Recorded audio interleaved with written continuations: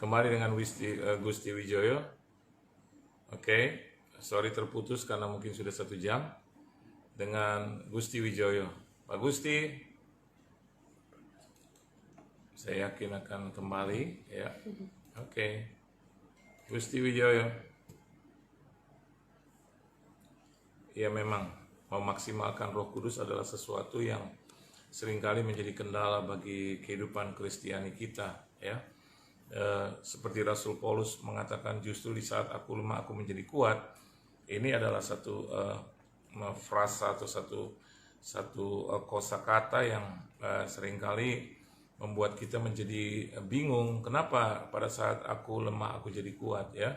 Dan saya mendapatkan satu revelation bahwa bagaimana kita memaksimalkan Roh Kudus dalam hidup kita, itu yang membuat ketika kita lemah kita menjadi kuat, ya. Dan kita sedang, Gusti, oke.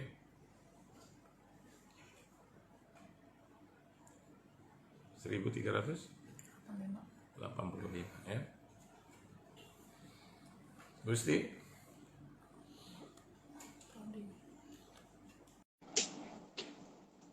Ya. Gusti Wijoyo. Bos? Ya, tes Pak. Nggak ada gambarnya. Ya, tadi karena 1 jam, Bos. Jadi terputus kalau di Instagram begitu. Oke. Oke. Sekarang tolong kan udah cuci muka lagi, wajahnya kelihatan. Cepat cuci muka, cepat. Tapi nggak bisa nongol nih wajah. Coba cuci belum muka kelihatan lagi. Hah? Kelihatan. Saya live dulu. Ya, oke. Ya, koneksinya ya. Saudara, terima kasih untuk perhatian saudara, untuk waktu Anda, saya hargai itu semua. Jadi memaksimalkan Roh Kudus, terputusnya di situ ya. Bagaimana seorang Gusti Wijoyo mengatakan bahwa bukan lamanya berdoa, ya, kualitas daripada memaksimalkan Roh Kudus itu tercapai, bukan banyaknya berkata-kata, ya, kualitas daripada maksimal. Belum dapat, Bos. Wajahnya belum dapat, Pak. Belum dapat. Belum dapat. Ya. Iya, jadi saya cuci muka lagi, saya. Pandang wajahmu susah nanti ya. Boleh. Wah, cuci muka terus. Iya. Sebentar gimana? Informasi buat Anda, kita lagi seru nih. Orang keluar masuk 1375 ini. Waduh. Iya, jadi tolong mana wajahnya lagi, Bos? Ya, apa saya harus nyanyi? Ku pandang wajahmu. Coba live lagi, oke. Ya, luar biasa. Terima kasih buat Anda semua ya. Tuhan Yesus memberkati. Ada Benny Budianto menjadi sahabat saya. Mr. Benny, how are you? May God bless you. Saya akan undang Anda juga nanti dalam kesempatan ini. Coba Ibu Sri tolong jawab Ibu Benny Budianto. Ya, Benny. Sudah? Benny Budianto yang ya, yang dulu di Williar County ya. Ya, Benny adalah sahabat saya, dia seorang desainer, dia seorang luar biasa. Benny, how are you? You still there? Are you still with us? Okay. Ya. Send a request. Okay. Gusti. Gusti Wijoyo. Come on, Gusti. Come on. We still waiting for you, Gusti Wijoyo. Mana? Masuk? Ya. Oh, belum. Come on. Hey. Halo, Pak. Apa? Yohan Lugiman bilang, Pak, HP Pak Agung Gusti terlalu bagus. Oh, luar biasa. Mereka tidak sabar menunggu Anda. Suaranya ada kan? Ya? Suaranya ada? Suaranya ada, orangnya tidak ada. Seperti kita menantikan Tuhan Yesus, firman-Nya ada, tapi belum kelihatan. Nah ini, coba Pak doan. Apa tuh? Ya, seperti tadi, coba ke Didi sebentar, Marsidi. Om, mungkin built-in kameranya kali, Om. Built-in kameranya kenapa ya? Biasanya gitu koneksinya. Kan nanti ada tulisan allow microphone sama allow camera. Terus nanti yang kameranya Om-onin gitu. Nah, itu udah ada Om ring light-nya. Udah semua. Oke. Coba cuma di swap. Nah, kan gitu tampan ya. So, don't ever hide your face, okay? Okay, don't ever hide your face, okay? Nah. Setiap kali lihat wajahnya Mercy langsung bisa. Iya, betul. Amin. Amin. Karena ini selalu Kamera hubungan saya kita takut sama dengan Pak apa Johan. kalau nggak Mercedes sama Ibu Sri ya. Oke, Gusti, kembali kita kepada tadi ya. Ketika Rasul Paulus katakan ketika dia lemah dia menjadi kuat dengan memaksimalkan Roh Kudus ya. Dan Anda bilang bahwa memaksimalkan Roh Kudus itu bukan hanya bicara tentang doa yang terlalu lama ya, atau dengan kata-kata yang banyak gitu ya.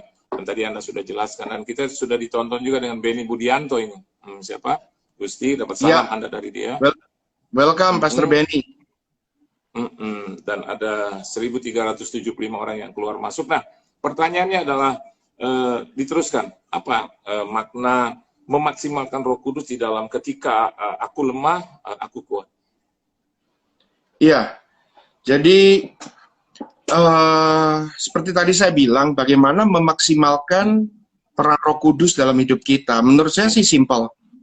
Sebagai orang percaya, kita ini digambarkan sebagai anak, ya kan? Hubungan sebagai anak itu kan nggak usah terlalu formal juga, ya kan? Ada orang yang memang doanya panjang, ada orang yang memang berhubungan dengan Roh Kudus tuh harus dengan liturgi dan tata cara yang bagaimana. Menurut saya enggak simple. Menurut saya kita menghormati dia sebagai seorang bapak yang baik. Kita welcome dia karena dia comforter, kita harus make him comfort di dalam kita. Membuat Roh Kudus comfortnya di dalam kita itu, ya kita harus menyediakan ruang yang bersih. Dan ruang apa yang paling bersih? Tentunya bukan cuma jasmani. Kalau jasmani ya cuci muka terus itu tadi kan. Tapi hati kita yang lebih cuci. Hati kita harus menjaga kebersihan. Roh kita ada di dalam kita. Nah, kalau hati kita bersih, intention kita bersih, keinginan kita selalu baik untuk menjadi berkat, memberkati orang, dan kita nggak pernah julid, nggak pernah punya niatan jahat, saya percaya Roh Kudus akan comfort.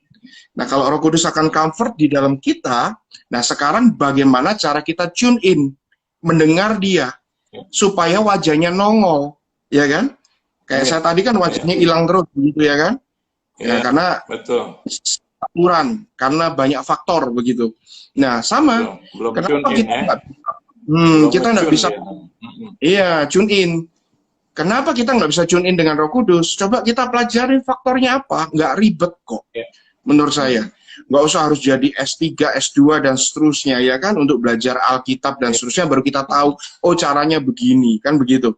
Malah banyak orang yang pakar teologi terlalu banyak dalam, akhirnya nggak mentas-mentas dia. Ya kan? Menurut saya simple. Menurut saya adalah tune in dengan dia, kita harus tahu connection-nya dulu. Nah, kalau Pak Johan live-nya di IG, saya cari di Facebook, ya nggak ketemu kan? Iya, betul. Ya, jelas kan? Jadi tune in-nya gimana? Ya, kita diam, kita tenang. Kita dengar dia, kita welcome dia. Kalau kita tenang, di situ aku kuat. Ya menurut saya kalau kita heboh terus, kita bingung, kita takut terus, nggak nyambung waktunya dengan Roh Kudus. Betul. Ada saatnya kita harus menenangkan hati kita. Kita harus bilang begini, tetap percaya gitu loh Tuhan. Apapun yang terjadi ke depan, aku takut, aku khawatir. But I put my trust in you. Gitu. Aku akan percaya, dan mari aku menenangkan diri, ambil saat tenang, ambil saat teduh. Coba kita lupakan semuanya. Kita kembalikan lagi percaya kepada Tuhan, kita renungkan kenapa sih kita percaya Tuhan? Kita percaya Tuhan apa kita cuma kepingin diberkati? Enggak kok, kalau enggak ya udah, enggak diberkati kita tetap percaya. Apa kita percaya Tuhan cuma sembuh? Enggak juga kok, sekalipun belum sembuh aku juga tetap percaya. Nah kalau begitu ngapain kita dalam kelemahan, dalam kesusahan, pedangkah, kelaparan, semuanya tidak bisa memisahkan aku dengan kasih Kristus. Ini baru kok gitu loh. Justru siapa tahu dengan adanya badai ini akan ada pelangi yang luar biasa buat kita semua. Ada pelangi. Siap, amin. Nah, ya, kan? Banyak orang yang bertanya nih, banyak komentar juga tentang Anda. Nah, saya akan kasih jalan ya, supaya mereka bisa mendapatkan jawaban yang tuntas. Kapan mulai pelayanan? Saya pelayanan itu mulai pelayanan tepatnya tahun 98, tahun 2000, Pak. Pelayanan yang benar-benar ya, kalau pelayanan kaum muda apa itu ya. pelayanan ya bisa disebut pelayanan nggak Maksudnya benar juga. yang betul real gitu ya, waktu real ya. Yang Waktu real yang tepat serius gitu. begitu. Ya, Iya, itu ya, tahun ya. 2000. Oke. Jadi saya gini Berarti Pak, saya ya ya, silakan dulu. You first. ya Jadi jadi saya gini, pertama Pak. itu nggak ada yang dari keluarga kita, keluarga besar kita nggak ada yang namanya pendeta, cuma satu sepupu saya. Dan saya terus bully dia, karena dia satu-satunya pendeta. Semua keluarga kita nggak ada yang Kristen dan saya ini ateis. Papa saya juga ateis. Kita free thinker begitu kan, kita paham logika. Tetapi akhirnya setelah kita dipanggil Tuhan, kita maksudnya bukan dipanggil Tuhan ke surga, tetapi dipanggil untuk Tuhan begitu ya. Nah, akhirnya saya nggak langsung pelayanan, saya bisnis, jadi orang Kristen, jatuh bangun, iman, dan terus dibangun. Singkat cerita, nah di tahun 98-an, begitu 97 gitu, ada keinginan untuk lebih belajar firman Tuhan lebih lagi. Nggak ada pikiran jadi pendeta. Saya banyak Pak, kerinduan. Kepingin jadi lawyer, kepingin jadi businessman itu udah pasti, karena semua keluarga pedagang. Kepingin jadi gangster juga pernah. Kepingin jadi apa aja, jadi pernah jadi pendekar. Ini tergantung movie yang saya lihat. Kalau saya nonton film James Bond contohnya, saya kepingin jadi James Bond. Saya nonton film gangster, saya kepingin jadi gangster. Jadi semua saya pernah jadi kepingin, cuma satu yang saya nggak pernah jadi kepingin, pendeta. Nonton film horor gitu kan ada pendetanya. Nah, mungkin saya kepingin jadi yang pendetanya aja yang enggak. Tapi justru itu yang nggak kepingin Tuhan panggil saya. Dan di tahun 99, singkat cerita, tahun 98 itu tepatnya, saya join Bible School di Surabaya. Nah, saya join di Bible School di Surabaya itu bukan untuk jadi pendeta, untuk memperdalam kerinduan saya akan firman. Nah, nggak taunya 99, saya harus ke Amerika, karena dengan tujuan di situ ada tawaran banyak, katanya lu kerja di situ enak, gajinya tinggi, bla bla bla. Saya kerja ke sana 99, tapi itu ternyata jalannya Tuhan. Jalannya Tuhan untuk bawa saya ke sana, untuk jadi hamba Tuhan. Nah, benar-benar tahun 2000 awal saya ke kota Atlanta, start dari 5 orang, mendirikan gereja, persekutuan pada saat itu, dan akhirnya berdirilah gereja di Atlanta. Nah, Tuhan yang jadikan sukses, Tuhan yang jadikan besar di situ, dan itulah latar belakang singkat pelayanan saya. Dan tentunya dengan up and down yang ada, akhirnya tahun 2010, November, saya diizinkan Tuhan untuk kembali ke Indonesia. Nah, ke Indonesia ini bukan keinginan saya, Pak. Saya bilang sama rekan-rekan pelayanan saya dengan 4 co-pastor kami, saya bilang, sampai titik darah penghabisan, saya akan tetap tinggal di Amerika. Saya nggak mau pulang balik ke Indonesia. Tapi pada saat saya ngomong begitu, di jantung saya ini, di dada saya itu kayak ada yang gebuk gitu, kayak pum. Tahu kan rasanya kita kalau ada teguran Roh Kudus gitu, kayak enggak gitu loh. Nah, di situ saya kaget, Pak. Itu tahun kayak 2 tahun sebelumnya gitu, tahun ya 2018 lah, ya 2008 sorry. Di situ saya, aduh, kayaknya ini gue harus pulang nih. Saya masih nggak tahu harus ngapain. Dan beneran, tahun 2010, karena izin tinggal saya semuanya, akhirnya ditolak, Pak. Ada 5 kasus keimigrasian yang saya ajukan pada saat itu, dengan 2 lawyer berbeda, bahkan lawyer dari Church of God sendiri membantu saya. Surat dari senator ada, tanda tangan, semuanya, full power kita kerahkan. Tetap nggak bisa, saya harus pulang. 99, tahun 2010, November akhir saya pulang. Dan ternyata pada saat di Indonesia, saya tahu inilah jalan Tuhan. Ternyata, kenapa saya harus pulang? Karena malam hari ini saya harus live dengan Pak Johan Lumondo. Oh iya, betul. Itu benar, that's right. Itu Pak, dari panjang. Jalan ya, 2000 jalan ke 20 tahun, ternyata cuma buat ini ya. Ini. Itu dia, luar biasa ya. Pemirsa udah pegang begitu. Pernah diajar di KOM 100 sama Pak Agung. Nah, ini ada komentar dari Johan Lugiman. Pernah diajar di KOM 100 oleh Pastor Gusti Wijoyo, sangat memberkati ya. Bahkan dia bilang Anda lebih ganteng pakai kumis tuh, ya kan? Ada komentar itu ya, luar biasa. Dulu memang nggak pakai kumis? Bukan Pak, ini males cukur aja, orang nggak khotbah. Oh iya, oke. Nah, apa namanya? Pernah mengalami turbulence juga nggak dalam hidup? Khususnya Waduh, sering di dunia banget. pelayanan. Sering Khususnya dalam banget. pelayanan. Khususnya dalam pelayanan, jelas. Karena Iya. di tahun sekitar 2004, saya mengalami masalah keluarga yang besar. Malah mengalami masalah keluarga yang besar, dan waktu itu tahun 2005 tepatnya, Ya. itu puncak daripada pelayanan saya. Gereja itu lagi gede-gedenya, kita punya gereja sendiri, yang bisa menampung 500 orang dengan semua kantor, sekolah minggu, semua. Puncaknya itu, Pak. Itu saya benar-benar ada di istilahnya, ya kalau bilang karir pelayanan ya, ada di puncak, tapi justru di puncak itu, anginnya kan gede.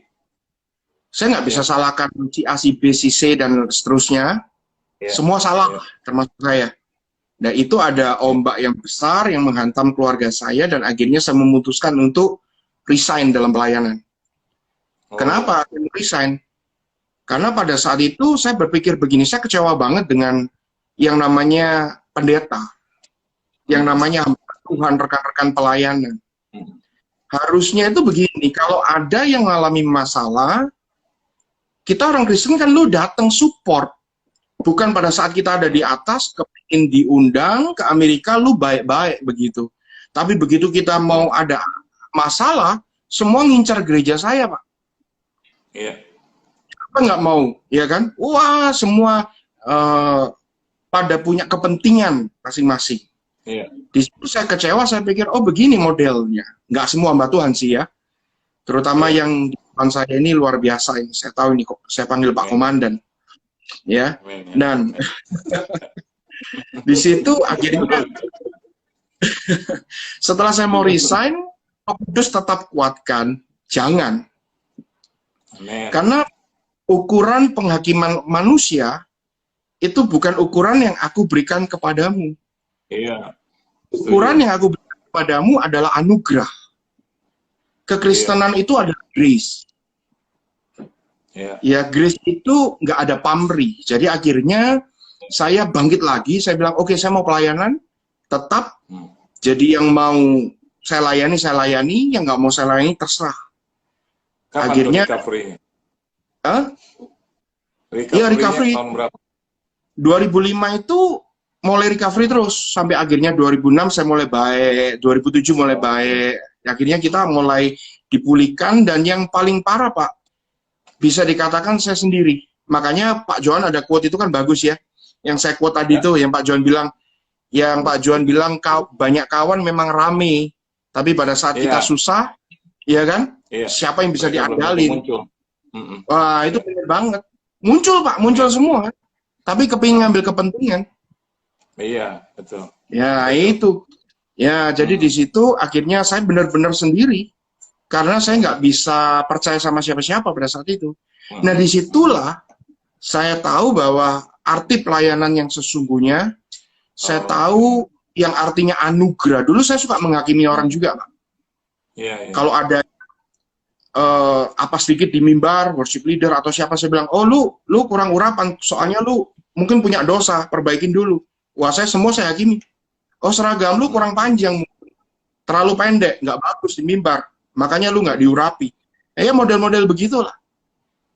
Tapi sekarang saya diajar Tuhan untuk melihat pendosa itu seperti Tuhan melihat pendosa. Bukan kita suka sama dosanya, tapi kita mengasihi manusianya. Karena semua orang punya chance.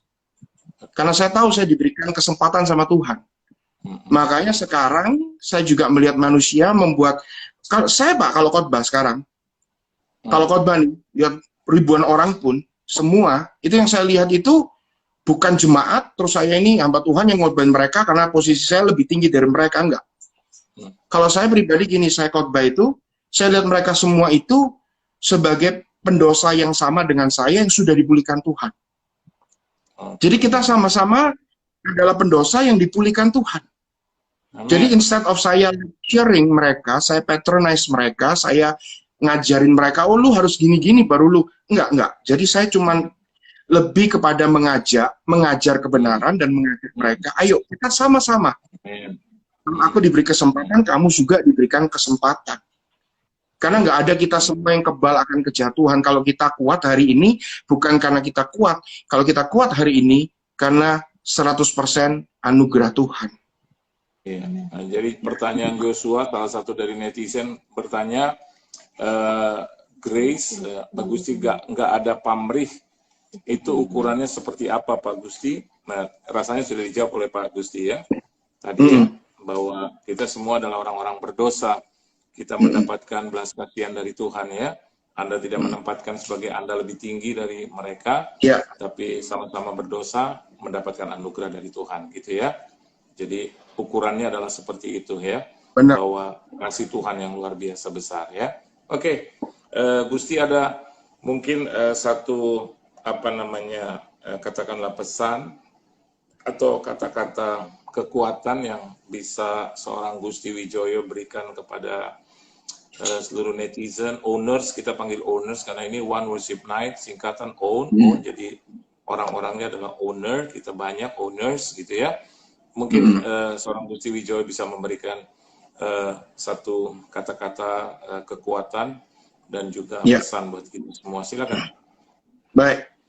Jadi begini, menurut saya ini saatnya kita semua diuji. Tadi saya sudah katakan bahwa manusia itu bisa dilihat dalam dua circumstances, dalam dua keadaan. Pada saat dia diberkati luar biasa, dan pada saat dia ditekan luar biasa. Ada saatnya kita diberkati luar biasa, dipuja-puja orang, dipuji-puji orang, dan ada saatnya saat ini kita mungkin sebagian netizen mungkin ditinggalkan sendirian, ada yang sakit, ada yang kehilangan kerjaan, di yang paling bawah. Nah, disitulah karakter kita aslinya akan keluar. Pada saat kita di atas, paling atas, atau pada saat kita di paling bawah, itu yang paling keluar. Di situ kita bisa tahu siapa kita sebenarnya. Cocok nggak kalau kita punya Tuhan yang luar biasa kayak Yesus? Kira-kira karakter kita cocok nggak kayak gitu? Itu satu.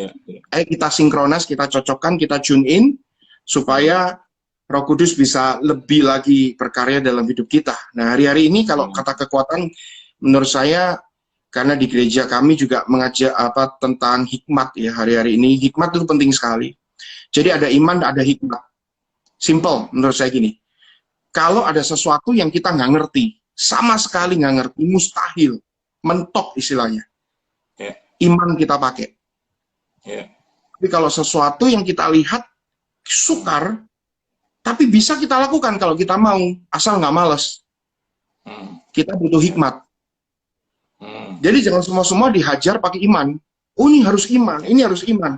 Nah, kalau hidup lu nggak benar, gimana? Mau beriman juga nggak akan benar gitu loh istilahnya. Iya, betul. Kalau nggak mau cari duit, nggak mau benar-benar rajin, nggak mau jaga integritas, ya gimana lu bisa bangkit? Ya kan? Ada hikmat yang Tuhan berikan untuk kita survive. Ada saatnya saat kita hampir give up dan benar Tuhan ini nggak bisa, mustahil ini. Wait, itu iman yang harus kita pakai. Jadi hikmat dan iman gunakan itu, dan saya percaya kita berdoa kita semua akan melewati masa abnormal ini bukan biasa-biasa, tetapi lebih dari pemenang. Tuhan berkati semuanya. Bisa tutup dalam doa Pak Gusti buat kita semua, silakan doa. Oke, mari kita sama-sama berdoa. Tuhan Yesus, terima kasih segala berkat-Mu, atas segala anugerah kesempatan-Mu. Saya percaya, kami semua percaya bahwa malam ini bukan satu kebetulan, kita semua boleh ada di tempat ini. Dan kami percaya Tuhan, siapapun mereka yang mendengarkan pada malam hari ini diberkati, diberikan hikmat, diberikan kekuatan iman, termasuk kami, termasuk Pak Johan sekeluarga, hamba-Mu sekeluarga, semua kami Tuhan. Kami akan benar-benar menjadi anak Tuhan di dalam masa-masa kesukaran ini, untuk menjadi corong Tuhan, untuk menjadi teladan-Mu Tuhan, untuk menjadi firman yang hidup, yang berjalan, karena di luar sana banyak orang yang tidak membaca Bible. Biarkan mereka bisa membaca Bible itu melalui kehidupan kami.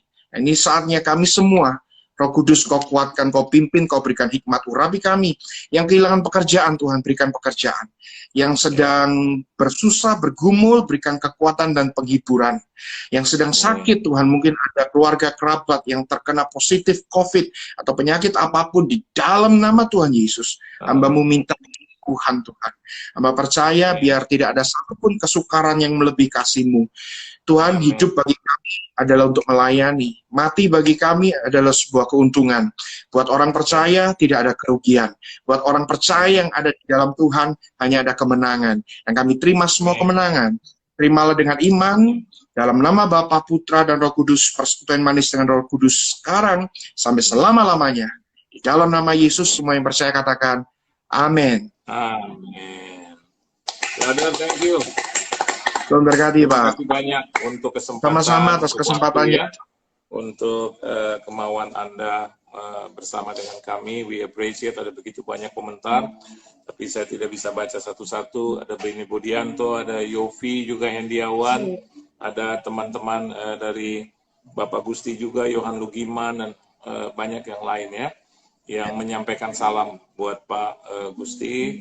Kapan bisa berjumpa lagi, dia bilang ya, nanti kita akan ketemu lagi ya. Thank you so much, owners. Kita beri tepuk tangan sekali lagi yang mulia buat Pastor Gusti Wijoyo, dan terima kasih, kita bilang thank you buat dari seluruh keluarga saya. Ya, terima kasih. Tuhan Yesus memberkati. Amin. Tuhan Yesus memberkati ya. Terima kasih ya Gusti. See you ya. Nanti kalau it's my honor, sudah Pak. normal, Ya, thank you. Sudah normal kita ketemu lagi ya. Kita ngopi bareng ya. Pasti, Dia juga Pak. pembuat makanan yang luar biasa. Thank you for the food juga ya. Thank you so much ya. You are very welcome. Amin. My regard to your wife and your kids ya. God bless you ya. Pak. Thank you. God bless you too. Bye-bye. God bless semua, Bu Sri, anak semua. Iya, Bu Sri. Amin. Seorang Gusti Wijoyo dengan kebenaran firman Tuhan yang Tuhan titipkan buat dia, baru saja memberkati kita. Pengalaman beliau dan juga bagaimana dia melewati masa-masa yang sulit ya, karena banyak juga kita semua ada mungkin dalam masa yang sulit dan juga sedang melewati masa yang sulit, dan dia sudah memberikan kiat-kiatnya dengan iman dan dengan hikmat ya. Iman pada saat kita ada dalam keadaan yang terbawa tidak mungkin menjadi mungkin, dan pada saat kita lagi juga dalam keadaan baik pakai hikmat yang dari Tuhan. Tuhan Yesus memberkati Anda, pelayanan keluarga Anda, Gusti Wijoyo, dan di dalam kesehatan dimanapun Anda berada diberkati dan jadi berkat. Terima kasih. Dan kita akan ada pujian untuk Tuhan bagi hormat kemuliaan nama Tuhan. Siapkan hati Anda dan juga kondisi Anda. Haleluya.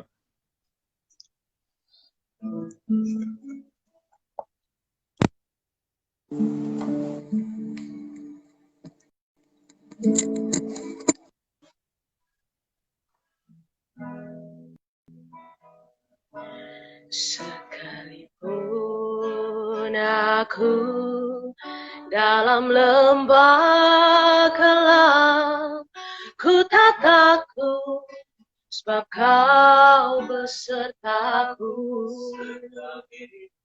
Sekalipun badai topan datang menerpa, ku tak gentar, sebab kau di sisiku. Sekalipun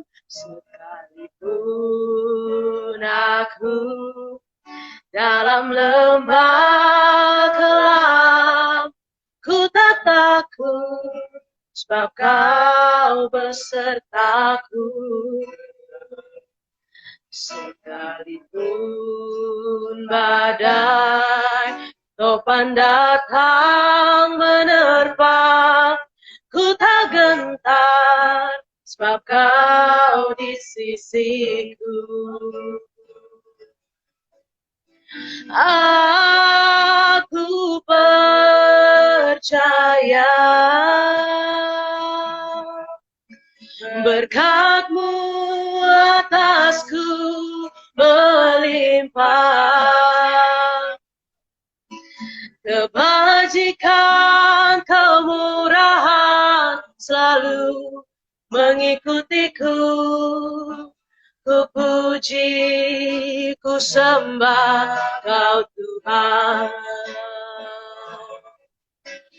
Aku percaya